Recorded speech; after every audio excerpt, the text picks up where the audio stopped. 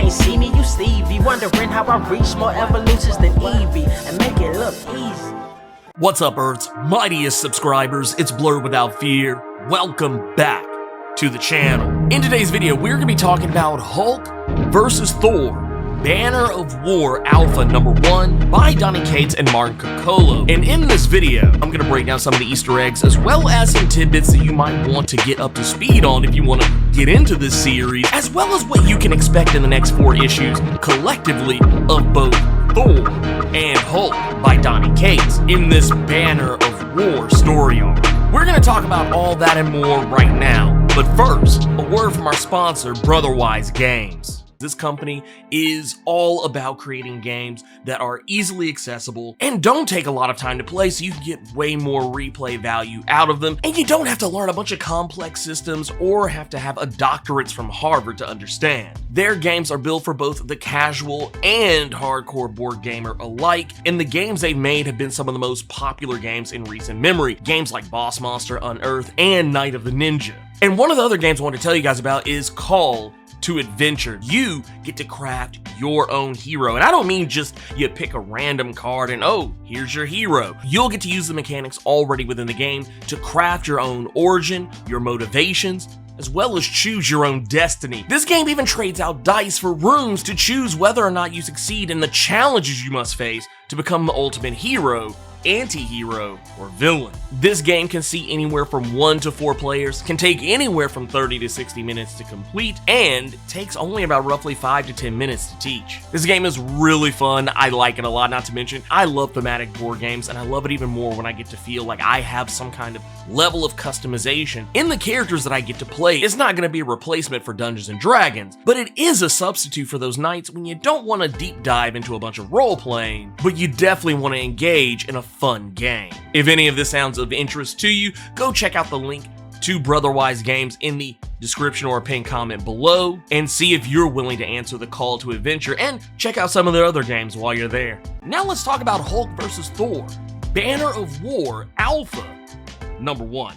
This book kicks off in what I think is probably one of the best ways humanly possible. The book doesn't assume that you've already read any of the previous issues of Donny Cates' Hulk thus far, nor his turn on Thor starting back in 2020. The book does a fairly decent job of basically giving you the cliff notes, telling you about Thor's journey following War of the Realms, where he became the King of Asgard and how he battled against Galactus after, for about a temporary amount of time, becoming the Herald of Galactus, but turning on Galactus, defeating him, as well as supposedly defeating the Black Winter, as well as the visions that he bared witness to within the Black Winter itself that told him how he was going to die, as well as his recent bouts with his former alter ego, Donald Blake, as well as his fight against the Mangog and the Mother Storm after Mjolnir rebelled against him. Now, as far as Hulk goes, they don't really spend a lot of time going into any of the things that happened with Immortal Hulk because Donny Cates didn't write it. What he does do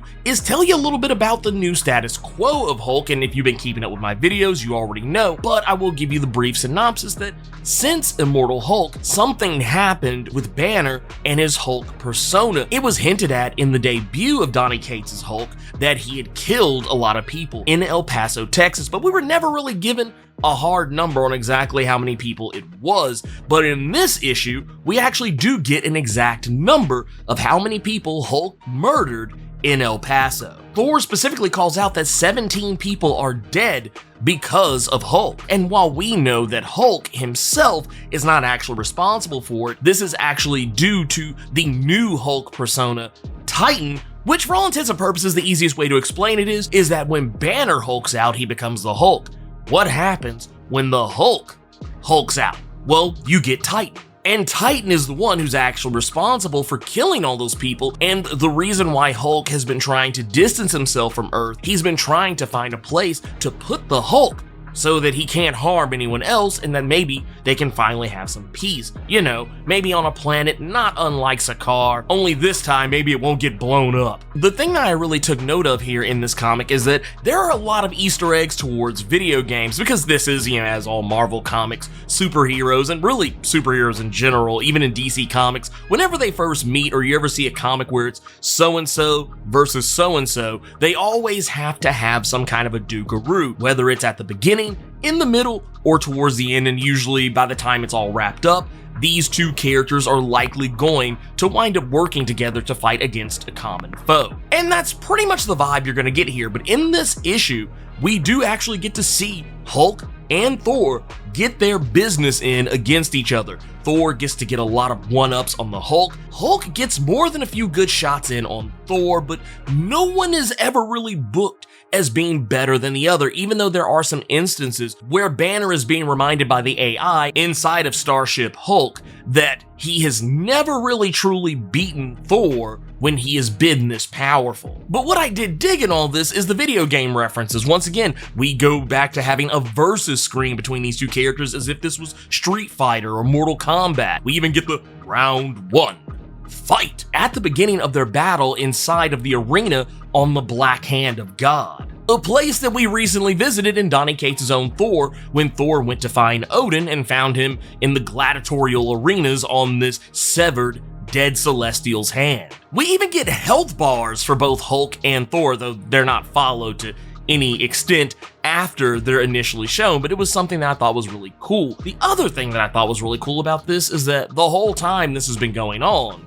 the Watcher, Uatu, has been keeping eyes on things, and he has popcorn and everything. He's kicking back and watching this whole thing. And this is a big deal because typically, whenever Uatu is present for any kind of an event or occurrence in the Marvel Comics universe, it means that this event is going to have large, overarching implications. This is something that is a once-in-a-lifetime scenario, even though technically the Hulk and Thor have battled each other on multiple occasions. But the idea is that this particular instance is going to be specifically very special. Now, one of the things I like about this comic that Donny Cates does with both of these characters is that in both of his stories that he is writing, these characters in their individual comics have been going through lots of changes, and by changes, I mean changes in all the ways only David Bowie could sing. Changes. The idea here is that neither one of these characters is in the same place as they were the last time they did battle with one another, with Hulk more specifically getting pulled up on at the end of his most recent Hulk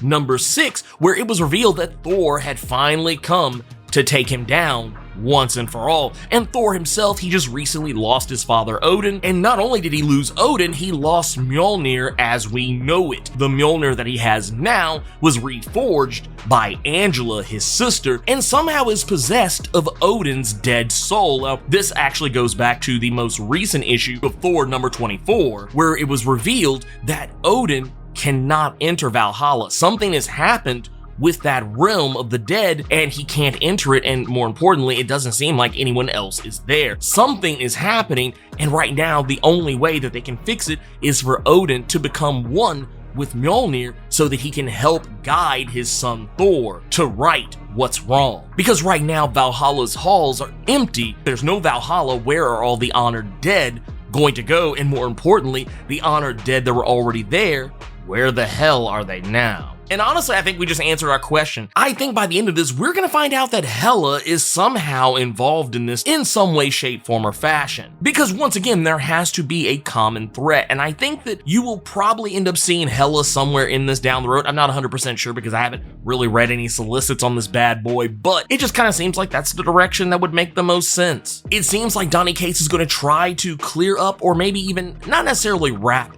up all of the different various plot points he's been putting together in Thor, but something tells me some of them will be addressed in some way, shape, form, or fashion. Another thing that's being addressed here too is Banner's new status quo, as even Odin recognizes something's off about Banner, and I'm starting to think that towards the end of this issue, when Odin sends himself into Banner's mindscape, now of course they will probably have it out, but something tells me Odin recognizes there is some way to reason with Banner and get them to see eye to eye, to work together. Initially, Odin just wanted Thor to end Hulk, regardless of however Thor felt about it. But I'm getting the idea that Odin realizes something. He may even try and help Banner get some kind of a handle, or maybe even further understand what it is that's going on with him and Titan. Not saying it's going to be wrapped up in this single 5-issue story arc, but I do think we'll learn a lot more, as is already been evidenced by learning more about what happened in El Paso. I get an idea too that we're also going to see more of what happened there, and maybe even more about what triggered Titan's appearance in Donny Cates' run in the first place. This is a comic that I wasn't necessarily sure that I really was terribly interested in. It was one of those things where it's like, oh,